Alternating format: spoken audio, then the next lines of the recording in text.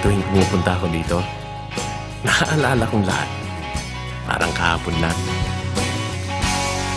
Kamukha mo si Paloma.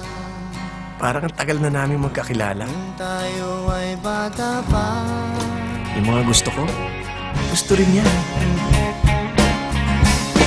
Tapos biglang, Magkahawakan ating kamay at walang kamalay-malay na tinuruan mo ang puso ko na umibig na tunay. at kahit hindi rin naging kami sa huli, siya pa rin ang first love ko.